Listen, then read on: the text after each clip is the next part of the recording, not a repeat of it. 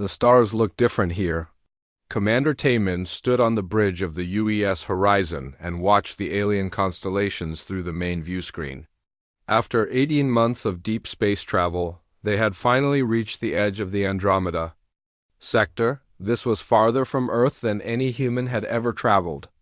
"Sir, we're picking up some strange energy readings," said Navigator Hayrin from her station. Her fingers moved quickly across the control panel. "There's something big out there." "Really big?" Taemin walked over to look at her screen. The readings showed massive structures scattered across several star systems. They were too organized to be natural and too large to be built by any known technology. "Captain Sora to the bridge," Taemin called into his communicator. Captain Sora arrived within minutes. She was a small woman with sharp eyes that missed nothing.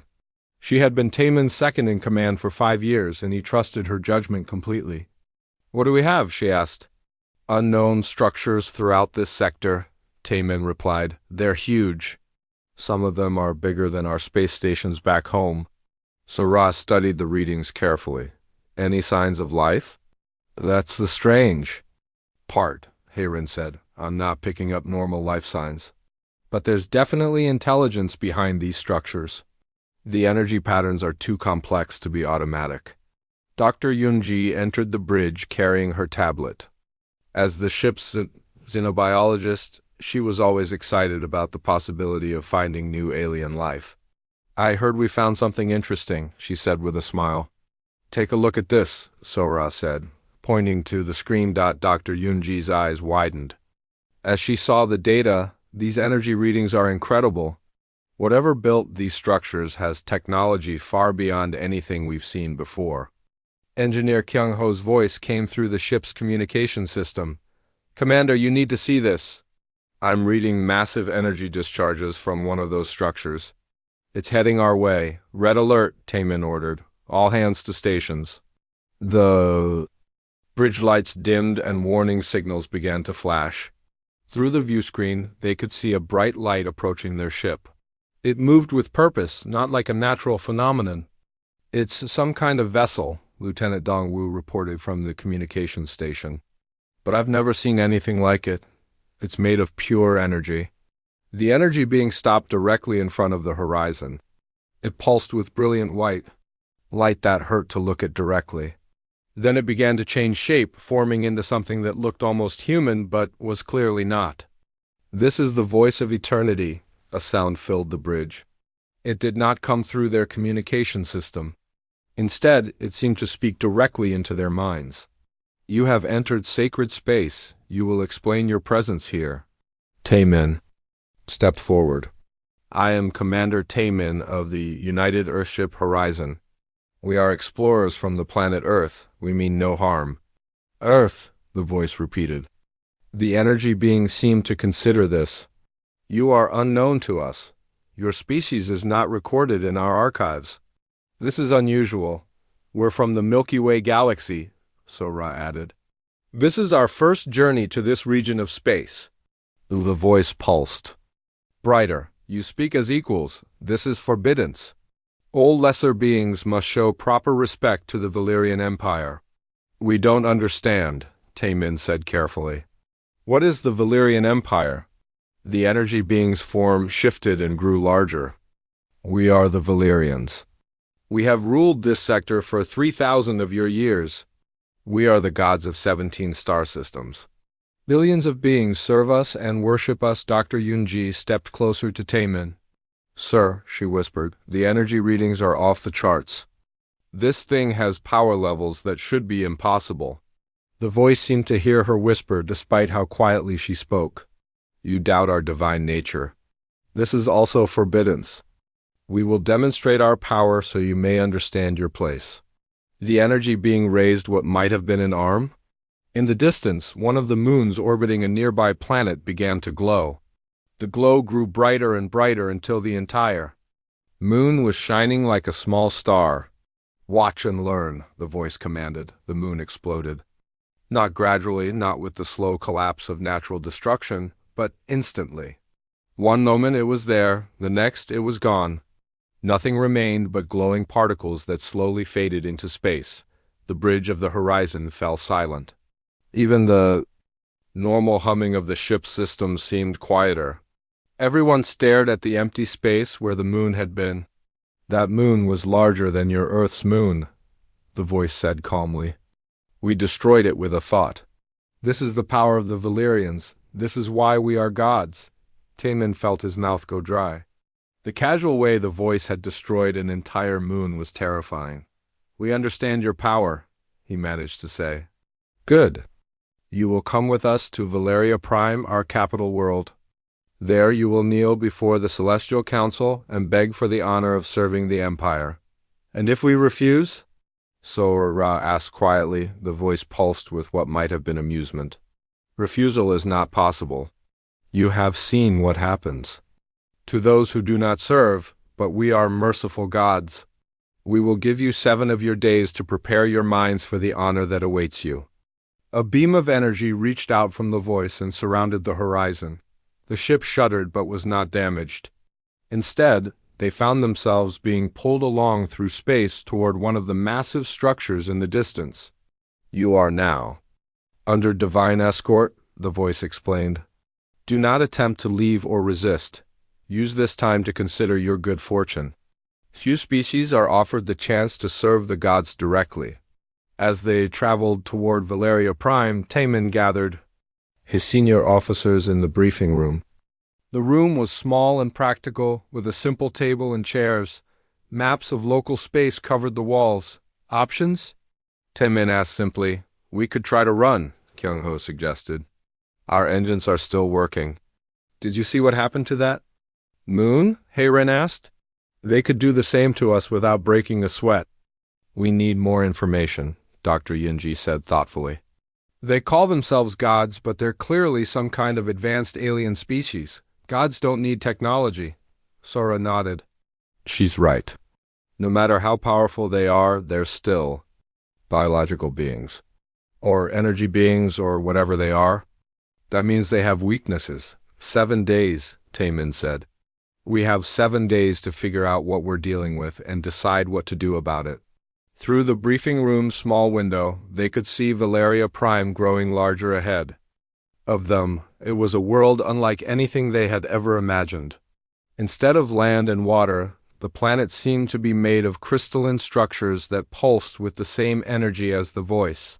"Whatever we decide," Dongwu said quietly, "we're going to be the first humans to meet these Valyrians face to face."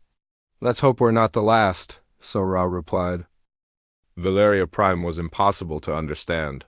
As the horizon approached the planet, the human crew stared in amazement at what they saw. The entire world looked like it was built from living crystal that pulsed with inner light. Towers stretched up from the surface that were taller than Earth's mountains. Energy flowed between the structures like rivers of pure light. "I'm not reading any normal matter," Engineer Kyung-ho reported from his station.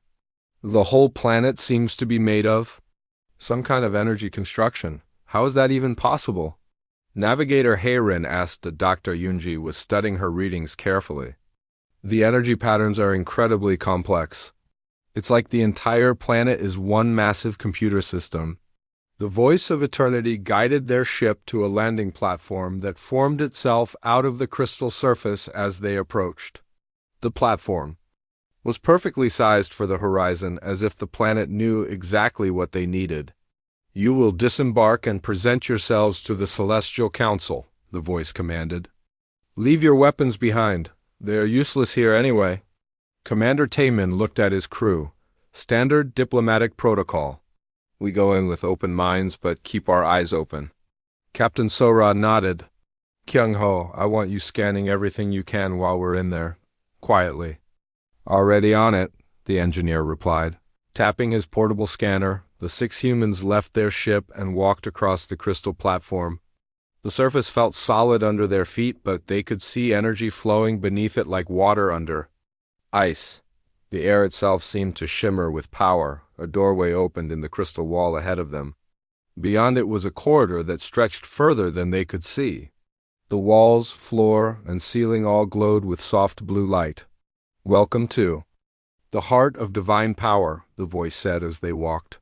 Few beings ever see the inner chambers of Valeria Prime. Consider this a great honor. The corridor led to a vast chamber with no visible walls or ceiling. The humans felt like they were standing in the middle of empty space, but the floor beneath them was solid. In the center of the chamber, 5 massive forms waited for them. These were the Celestial Council. Each one was larger than the voice of eternity and blazed with different colored energy. They were vaguely shaped like beings with heads, arms, and bodies, but they were clearly made of pure power. "I am Archon Zephyr," the largest one spoke. Its voice was like thunder and wind combined. "I am the oldest of the Valyrians. I have watched stars be born and die. I have seen entire galaxies spin through their cycles." The second being stepped forward. "I am Archon Flamme. I control the fires that burn in the hearts of suns." "Archon Storm," said the third. "The cosmic winds obey my will." "Archon Deep," said the fourth. "I command the dark spaces between stars, and I am Archon Light," said the last. "All illumination flows from my essence." Commander Taemin stepped forward and bowed slightly. "We are honored to meet you. I am Commander Taemin. These are my crew members from the planet Earth." Archon Zephyr leaned closer to examine them. The human crew could feel waves of energy washing over them. "Curious? You are carbon-based life forms, but your neural patterns are unusually complex. Most primitive species have much simpler brain structures." "We are not primitive," Dr. Yunji said before she could stop herself. Then she realized what she had said and looked worried. The Archons made sounds that might have been laughter. "It speaks as if it were our equal," Archon Flamme said. "How amusing." "All species think they are advanced when they first meet us," Archon Storm added. "Then they learn the truth about their place in the universe." Archon Zephyr raised what might have been a hand, and silence fell over the chamber. "You will listen now to the terms of your service. Your species will surrender your homeworld to the Empire. Your people will relocate to designated worlds where they will work for the glory of the Valyrians." Captain Sora stepped forward. "What kind of work?" "Whatever we require," Archon Deep answered. "Some species mine resources from dead worlds. Others maintain our technology. The most worthy serve as direct assistants to lesser Valyrians." "And if we refuse?" Taemin asked. The chamber suddenly filled with images. They saw worlds being torn apart by Valyrian power. They saw species being wiped out completely when they resisted. They saw the remains of civilizations that had once been mighty, but were now nothing but dust and memory. "Refusal means extinction," Archon Light said simply.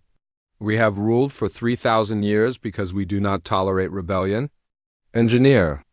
Kyung-ho was quietly scanning the chamber while trying to look impressed and frightened. His readings were showing him incredible things. The Archons were not just energy beings. They were connected to massive power sources scattered across the planet. Energy was flowing into them constantly from somewhere else. "However," Archon Zephyr continued, "we are not without mercy. Those who serve faithfully may be granted extended life. After 1,000 years of proper service, some are allowed to join the lesser ranks of Valyrians. You can make us like you?" Navigator Hayrin asked. "In time, with dedication, it is possible," Archon Storm replied. "Your consciousness can be transferred to energy form. You can become immortal servants of the divine will." Dr. Yunji was studying the Archons carefully, while pretending to be awed. Something about their energy patterns was familiar. She had seen similar readings before, but she could not remember where. "We need time to consider this offer," Taemin said carefully. "Time?" Archon Flame blazed brighter. "You dare to delay. When gods make you an offer." "Peace, brother," Archon Zephyr said. "They are primitive beings. They do not understand the honor we grant them. We will give them the remaining 6 days to prepare their minds." Lieutenant Dongwu had been listening to everything carefully. "May we ask questions about how this process works?" "Speak," Archon Deep commanded. "How many species serve the Empire now?" 47 species across 17 star systems serve U.S. directly," Archon Light answered. Countless billions find purpose in our service. And they are all happy with this arrangement? Sora asked. The Archons made that laughing sound again. Happiness is not relevant, Archon Storm said. Purpose is what matters. Service to the divine gives meaning to existence. The chamber began to fade around them, and the humans found themselves back in the crystal corridor. The voice of eternity appeared beside them. You have been honored with divine attention, the voice said. Use your remaining time wisely. Consider the greatness that awaits you in service to the gods. As they walked back to their ship, Kyung-ho whispered to Dr. Yoongi, Did you see what I saw? If you mean that they are not really gods, yes, she whispered back. They are getting their power from somewhere else. And I think I know what they really are. What? Taemin asked quietly. I need to check my database first, Dr. Yoongi replied. But I think these Valyrians are not as divine as they want us to believe. Back on the horizon, the crew gathered in the briefing room. Captain Sora sealed the room and activated privacy shields that would block any external scanning. Report. Taemin ordered. Kyung-ho pulled out his scanner. The entire planet is one massive energy collection and distribution system. Those Archons are not generating their own power. They are drawing it from external sources. I knew those energy patterns looked familiar, Dr. Yoongi said, checking her files. They match theoretical models for consciousness transfer technology. These beings used to have physical bodies, so they are not gods, Sora said. No, Doctor, Yoongi replied. They are aliens who found a way to upload their minds into energy storage systems. Very advanced but not divine. Can we use this information? Taemin asked. Maybe, Kyung-ho said thoughtfully. If they depend on external power sources, those sources might have weaknesses.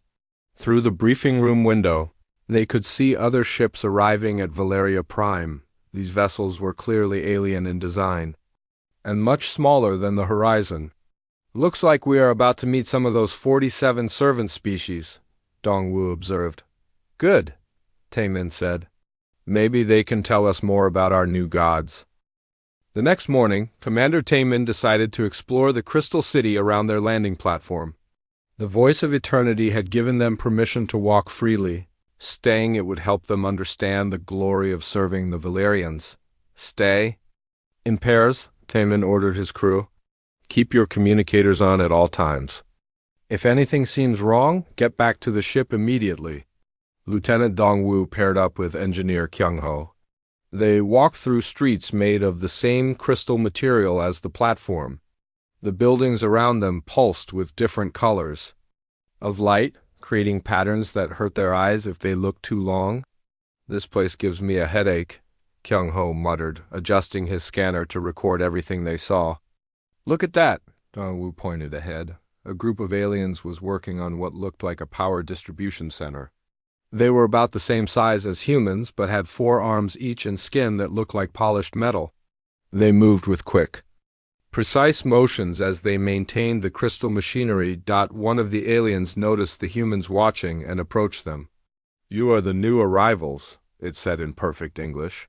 I am Vex of the Cathari people. We maintain the divine power. Systems. I'm Lieutenant Dongwu, and this is Engineer Kyung-ho, Dongwu replied. We're from Earth. Vex tilted its head in what might have been curiosity. Earth is not in our database. You must be from very far away. How did you learn our language? So quickly, Kyung-ho asked. The Divine Ones gave us the knowledge when you arrived, Vex explained. They know all languages of all species. It is one of their many gifts to us. Dongwu looked around at the other Cathari workers. How long have your people served the Valyrians? 800 years, Vex said proudly. We were honored to be chosen for service after our world was blessed by their presence. Blessed? Kyung-ho asked carefully. Yes, before the Divine Ones came, we were lost. We had technology but no purpose. We fought wars and wasted resources. The Valyrians showed us a better way. As Vex spoke, Kyung-ho noticed something strange. The alien's eyes seemed distant. and it spoke about the Valyrians with the same tone people might use when talking about a wonderful dream. What was your technology like before they came? Kyung-ho asked. Vex paused and looked confused for a moment. I do not remember clearly. The Divine Ones helped us forget our primitive past so we could focus on our blessed service. Meanwhile, Navigator Heron and Dr. Yunji were exploring a different part of the city. They found what looked like a marketplace where different alien species were trading goods and services. Look at all these different races, Dr. Yunji said quietly. There must be representatives from dozens of species here. They approached a stall where tall, thin aliens with purple skin were selling some kind of crystalline art objects. The aliens had sad-looking faces and moved very slowly. Beautiful work, Heron said to one of the artists. Thank you, the alien replied in a voice that sounded tired. I am Nola of the Zerani. We create beauty for the Divine Ones. How long have your people been here? Dr. Yunji asked. 1,200 years, Nola answered. We were artists and philosophers before the blessing came to our world. You were philosophers? Dr. Yunji was interested. What did you study? Nola's expression grew even sadder. I remember we asked questions about the nature of existence. We wondered about the meaning of consciousness and the structure of reality, she paused. But such questions are not needed now. The Divine Ones provide all answers. Don't you miss asking questions? Heron asked gently. Missing is not permitted, Nola said quickly, looking around nervously. We are blessed to serve. Doubts are sins against the divine will. Back near the power center, Dongwu and Kyung-ho were still talking with Vex. The Cathari engineer seemed eager to share his knowledge about maintaining the Valyrian systems. The power flows are incredible, Vex explained, showing them a complex diagram on his work tablet. Energy comes from the harvesting stations throughout the sector and flows to the Divine Ones. Harvesting stations? Kyung-ho asked, trying to sound casual. Yes, around every star in the 17 systems. They collect stellar energy and channel it here to Valeria Prime and the other sacred worlds. That must require amazing technology, Dongwu said. Vex looked proud. My people designed much of the harvesting system. Before we were blessed, we were excellent engineers. The Divine Ones recognized our skills and gave us the honor of maintaining their power networks. So you built the technology that powers the Valyrians? Kyung-ho asked carefully. We helped build it, yes. Along with the Zerani computational systems and the Thoric manufacturing processes. Many species contributed their best knowledge to serve the divine will. Kyung-ho felt a chill as he realized what this meant. The Valyrians had not built their empire with their own technology. They had conquered advanced species and forced them to build the very systems that kept them enslaved. At that moment, bright flash filled the sky above them. All the aliens in the area immediately stopped what they were doing and looked up. High above the city, 5 energy beings appeared in the air.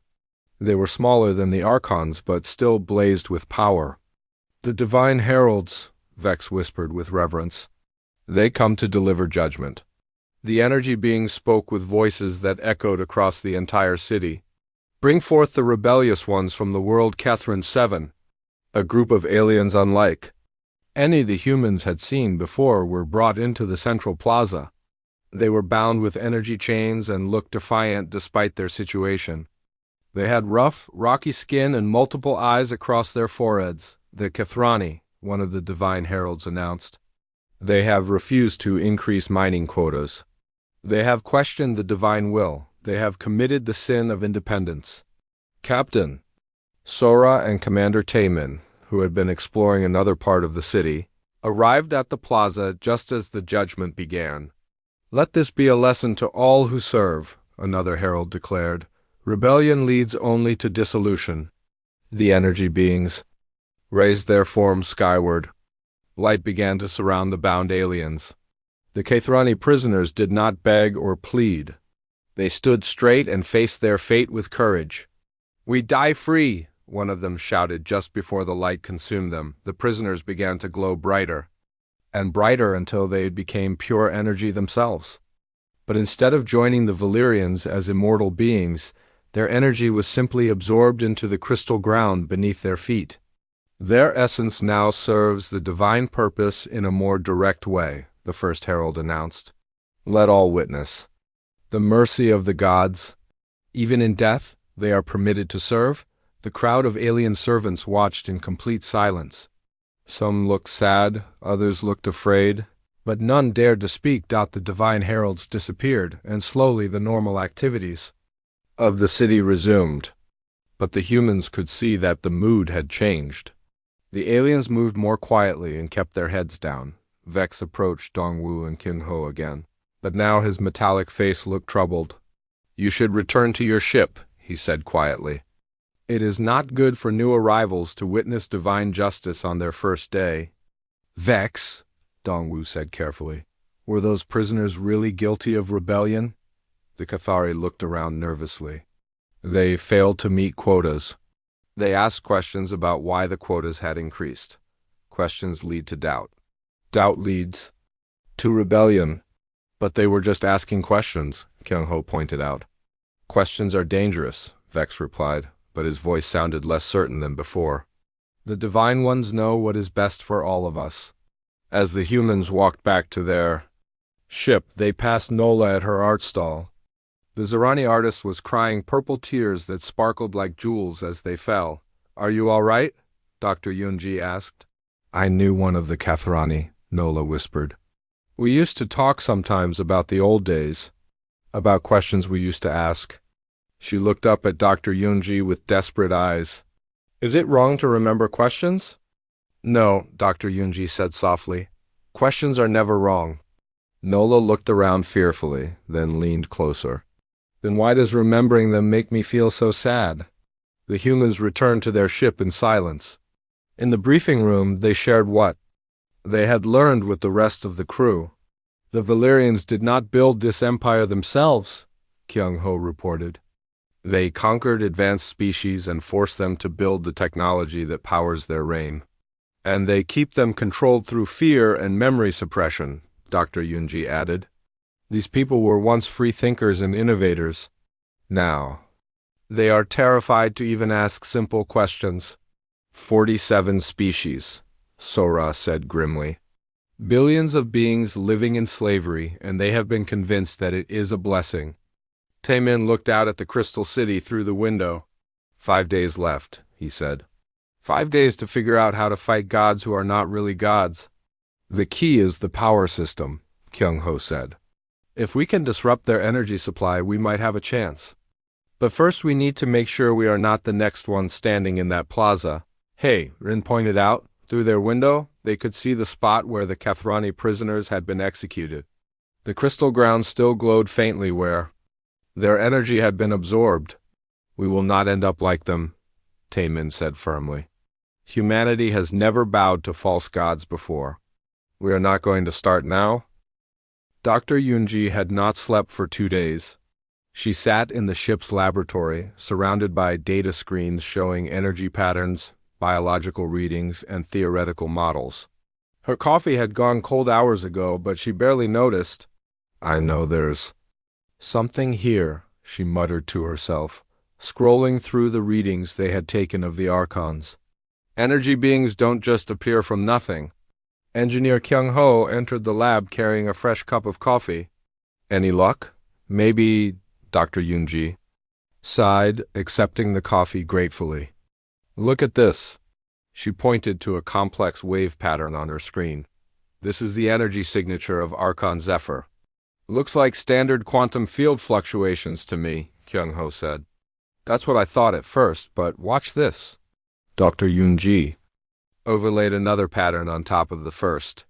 "This is the electromagnetic frequency of human brain activity during deep sleep." Kyung-ho leaned closer. "They're almost identical." "Not almost. They're identical, just amplified by about 1,000,000 times."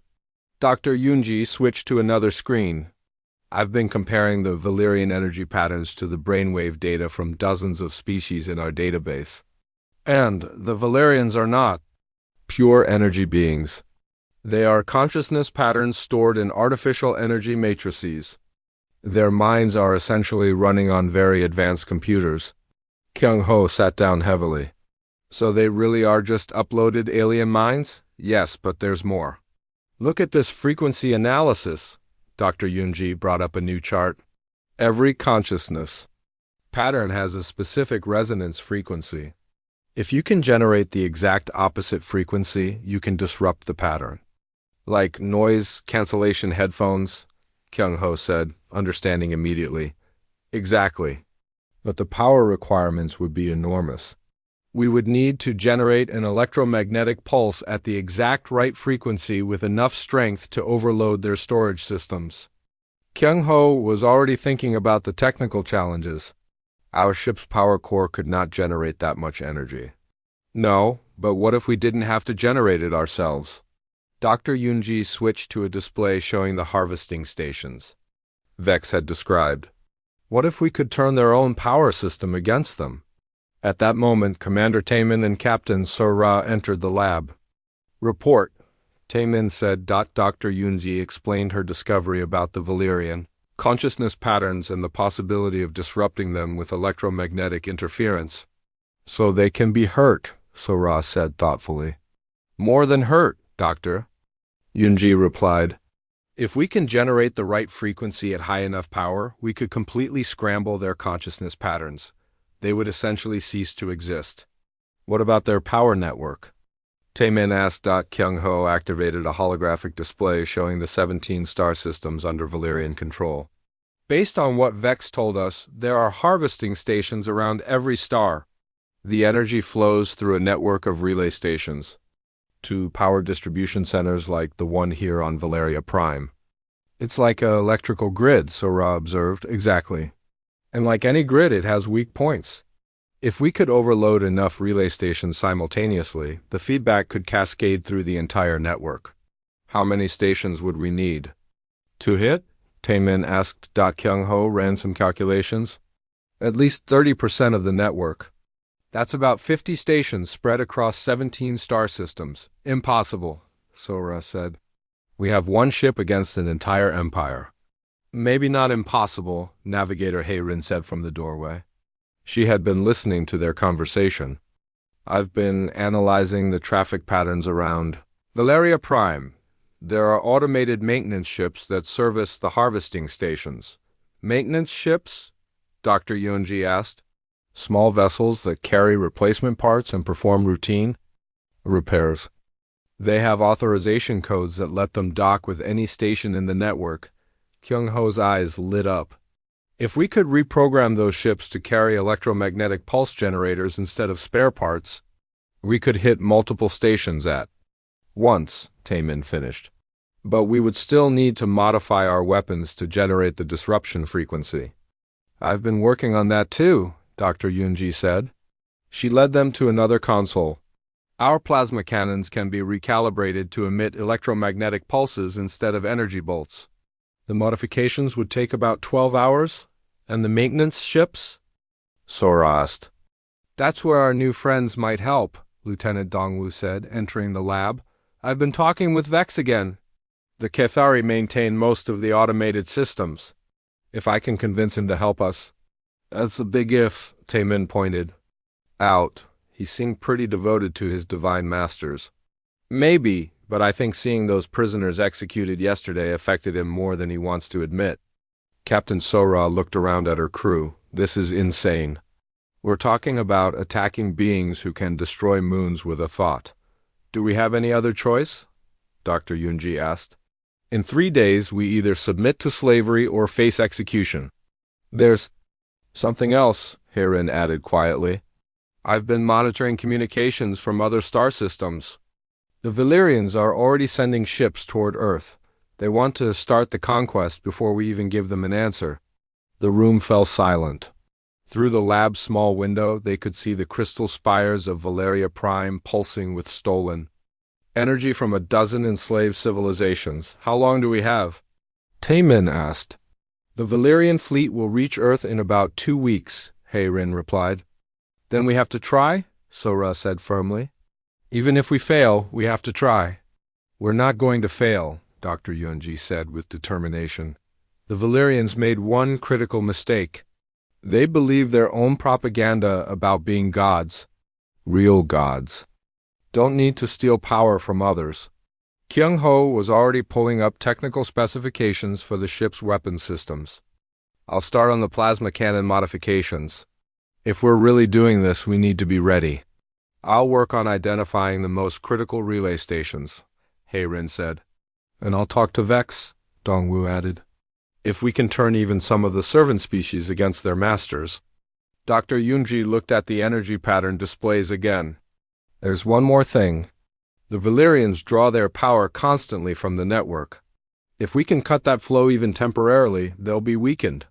They might not be able to destroy us before. We can escape. Escape to where? So-Ra asked. Back to Earth, Taemin said. To warn humanity and prepare our defenses. Assuming we survive the next 3 days, Kyung-ho muttered. We will survive, Dr. Yoonji said confidently. The Valyrians have ruled through fear and overwhelming power for 3,000 years, but they've never faced a species that refuses to believe in gods. Commander Taemin looked out at the alien. City one more time? Tomorrow they would begin their preparations. In 3 days, they would either be dead, enslaved, or on their way home with the knowledge needed to save humanity. Get some rest, everyone, he ordered. Tomorrow we start building weapons to kill gods. As the crew left the lab, Dr. Yoonji remained behind for a few more minutes. She stared at the consciousness pattern displays, thinking about the billions of beings who had forgotten what freedom felt like. Not gods, she said quietly to herself. Just very old bullies who need to be reminded that even bullies can fall.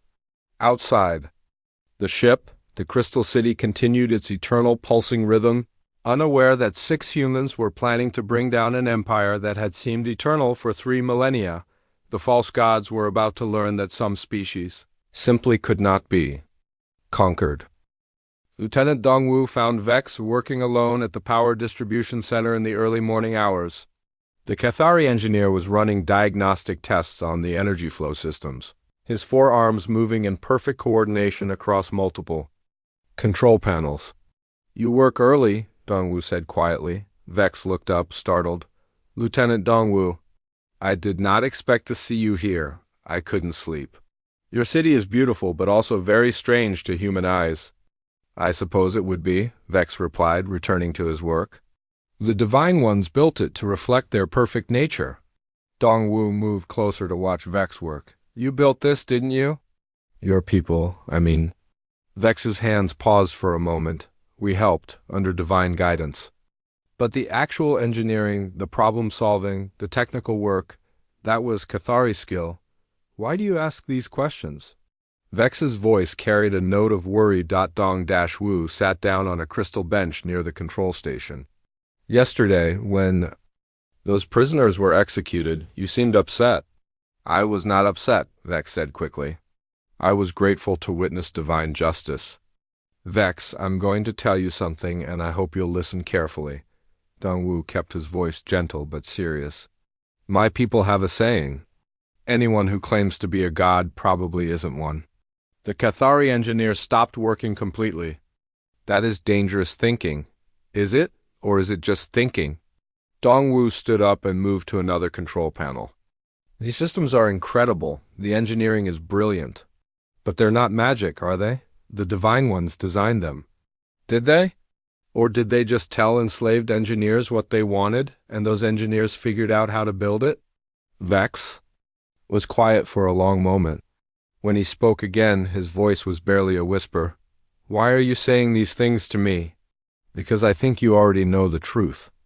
I think you've always known it, but you've been too afraid to admit it. At that moment, warning alarms began sounding throughout the city. Emergency lights flashed, and the crystal buildings shifted to a harsh red color. What's happening? Dongwu asked. Vex was checking his displays frantically. Power fluctuations throughout the network. Something is wrong with the harvesting stations in the outer systems. Through their communicators, both men heard Captain So-Ra's voice. All human personnel returned to the ship immediately. This is not a drill. Dongwu grabbed Vex by the arm. Come with me. I cannot leave my post during an emergency. Vex, listen to me. In about 5 minutes, this entire power grid is going to fail. When it does, your divine masters are going to be very angry. Do you want to be here when they start looking for someone to blame? The Cathari looked at his control panels, then at Dongwu, then back at the panels. The power readings were getting worse by the second. This is impossible, Vex said. The network has backup systems, redundancies, automatic failsafes. Not for what's coming, Dongwu replied. Trust me. Come with me now, or stay and face the wrath of your gods. Vex hesitated for one more second, then shut down his station and followed Dongwu toward the human ship. Meanwhile, aboard the Horizon, Engineer Kyung-ho was making final adjustments to their modified weapon systems. Plasma cannons are recalibrated, he reported. They'll fire electromagnetic pulse bursts at the exact frequency Dr. Yunji calculated.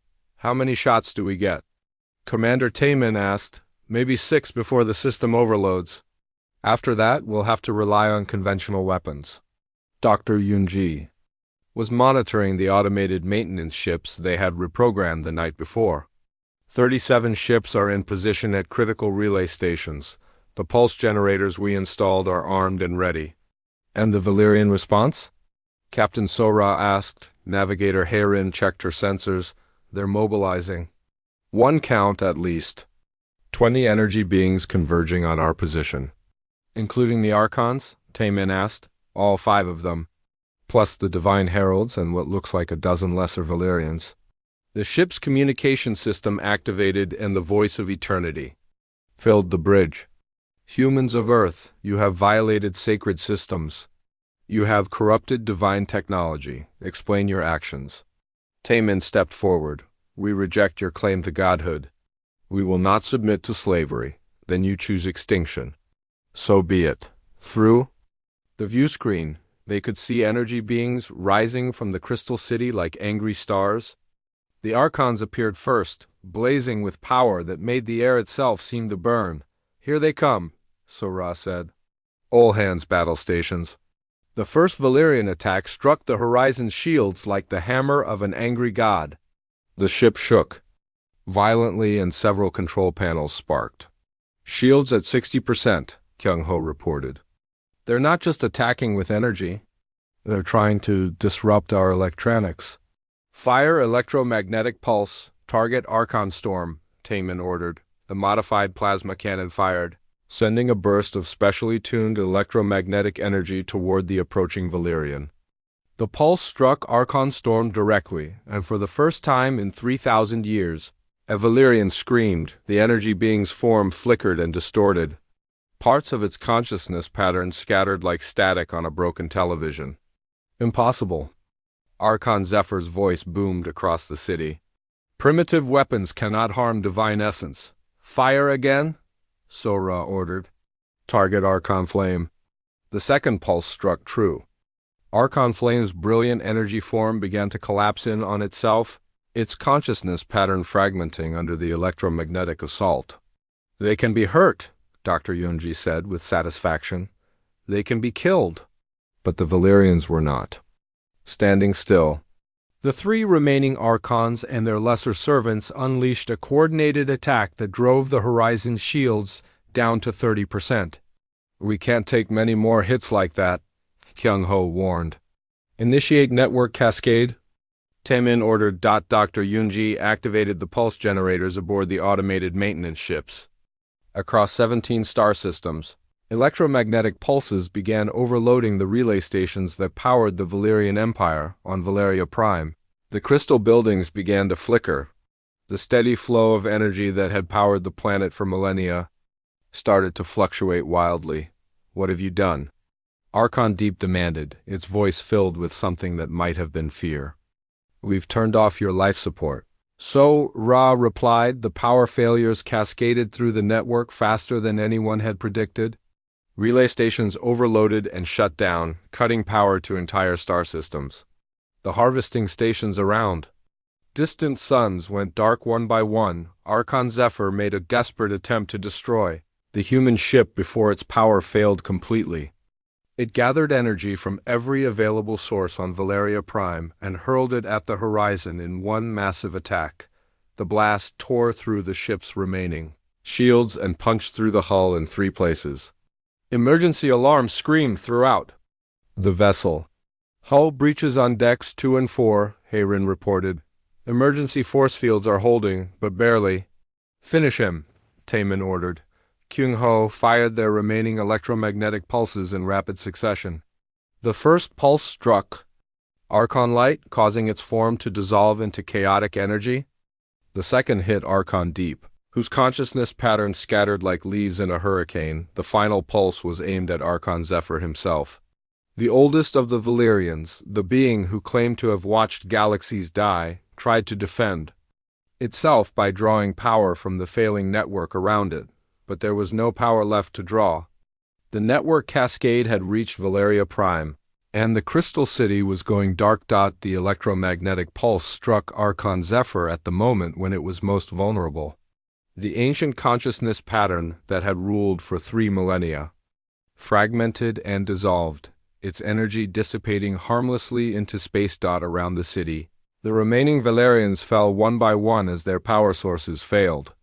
Some tried to flee to other star systems, but found only darkness where their relay stations had once been. Lieutenant Dongwu and Vex reached the horizon just as the last of the crystal spires went dark. Vex stood in the doorway of the ship, staring at the dead city with all 4 of his eyes wide with shock. "They're gone," he whispered. "The divine ones are gone." "They were never divine," Dongwu replied gently. "They were just very old bullies who convinced everyone they were gods." Across the 17 star systems of the former Valyrian Empire, alien species who had served in slavery for millennia looked up at skies that were suddenly free. The harvesting stations were dark. The relay networks were silent. The voices of their masters had fallen forever quiet on dozens of worlds. Beings who had forgotten what freedom meant began to remember. The age of the false gods was over. The crystal city of Valeria Prime was silent for the first time in 3,000 years. Where once the buildings had pulsed with stolen energy, now they stood dark and empty. The elaborate spires that had reached toward the stars like monuments to divine power were nothing more than empty shells. Commander Taemin stood in the ship's damaged bridge, watching the dead city through the cracked viewscreen. "Damage report," he said quietly. Engineer Kyung-ho looked up from his repair console. "Hull breaches are sealed, but we're running on backup power. The main reactor took a beating during that final attack. Can we make it home?" Captain So-Ra asked. "With repairs, yes. It'll take time, but we can do it." Dr. Yunji was monitoring the electromagnetic spectrum across all 17 star systems. "The entire Valyrian network is down. I'm not detecting any active energy beings anywhere in their former territory." "None at all?" Navigator Hayrin asked. "There might be a few survivors in isolated systems, but without their power network, they're just ordinary consciousness patterns. No more dangerous than a computer virus." Lieutenant Dongwu entered the bridge with Vex walking beside him. The Cathari engineer looked lost and confused, his metallic features showing emotions that had been suppressed for centuries. "Commander," Dongwu said, "Vex has something to tell you." The Cathari stepped forward hesitantly. "I have been in contact with maintenance crews throughout the sector. The word is spreading quickly. The divine ones are gone." "How are the other species reacting?" Taemin asked. "Many are afraid. They do not know what to do without divine guidance, but some remember." Vex's voice grew stronger. "The younger Cathari remember stories their grandparents told about the time before the blessing. They remember that we were engineers and builders. And the other races? The Zerani artists are asking questions again. The Thoric manufacturers are examining their own technology instead of just maintaining Valyrian systems. Even the Kelani miners are wondering why they need to dig for crystals no one uses anymore." Dr. Yunji smiled. "It's starting." The awakening. Through the ship's communication system, they began receiving messages from across the former empire. Some were confused requests for guidance. Others were angry demands to know what had happened to the divine ones. But increasingly they were messages of gratitude. This is incredible, Hayrin said, listening to the incoming transmissions. Entire planets are declaring independence. Species that have been enslaved for millennia are remembering their own cultures. Not all of them are happy about it, Sora observed. Some of these messages are pretty hostile. That's to be expected, Dr. Yunji said. We've destroyed the foundation of their entire worldview. Some will see us as liberators, others as destroyers of paradise. Vex was working at one of the repair stations, his natural engineering skills taking over now that he was free to think clearly. The Cathari will help you repair your ship, he said. It is the least we can do. You don't owe us anything, Tenmin replied. Yes, we do. You gave us back our minds. You reminded us that we are more than servants. Vex paused in his work. But there is something else. The Valyrian fleet that was sent toward your homeworld. What about it? Sora asked sharply. They will lose power when they reach the edge of the network range. Without the harvesting stations to sustain them, the energy beings aboard those ships will fade and die. So Earth is safe? Dongwu asked. The energy beings, yes. But the ships themselves are still dangerous. They carry automated weapons and conquest protocols. Even without divine guidance, they could still cause great damage. Dr. Yunji was already calculating travel times. We need to get home and warn them. Even with our damaged ship, we should arrive before the Valyrian fleet does. The Cathari will help you leave quickly, Vex promised. We have engineering techniques that can repair your ship in days instead of weeks. Over the next 3 days, teams of Cathari, Zerani, and other formerly enslaved species worked together to repair the horizon. It was the first time in millennia that these races had cooperated as equals rather than fellow servants. Nola, the Zerani artist, brought Captain Sora a crystal sculpture she had made. It is called The Question Remembered, she explained. It represents the moment when we realized we could ask why again. It's beautiful, Sora said, examining the intricate crystal formations that seemed to spiral inward toward a central point of light. I had forgotten how to create beauty for its own sake, Nola said. The Divine Ones only wanted us to make monuments to their glory. Now we can make art that asks questions instead of giving answers. On the final day of repairs, Vex approached. Commander Taemin with a proposal? Some of us want to come with you. To Earth? To wherever you will have us. We want to learn from the species that taught us we could be free. Taemin considered this carefully. Why? Because you showed us something we had forgotten. You proved that no being, no matter how powerful, has the right to rule over others simply because they claim divine authority. Vex gestured toward the Dark Crystal City. The Valyrians ruled because we believed they were gods. You destroyed them by refusing to believe. It wasn't that simple, Dr. Yunji said. We had to understand their technology, find their weaknesses, exploit their dependence on stolen power. Yes, but first you had to refuse to kneel. That was the most important part. Without that refusal, all the technology in the universe would have been useless. As the Horizon prepared to depart Valeria Prime, messages continued to arrive from across the former empire. The Thoric Confederation had reformed their old government. The Zerani Philosophical Council was meeting for the first time in 800 years. Dozens of species were reclaiming their names, their cultures, their independence. There's going to be chaos for a while, Sora observed as they lifted off from the Crystal City. Growing pains, Taemin replied. Freedom is messy, but it's better than the alternative. The journey home took 6 weeks. During that time, the crew worked with their alien passengers to understand the full scope of what they had accomplished. The Valyrian Empire had controlled not just 17 star systems, but trade routes and communication networks that connected hundreds of other civilizations. We didn't just free the servant races, Dr. Yunji realized. We freed everyone who was afraid to challenge Valyrian authority. The entire local galactic region is going to change. When Earth finally appeared on their view screen, it was the most beautiful sight any of them had ever seen.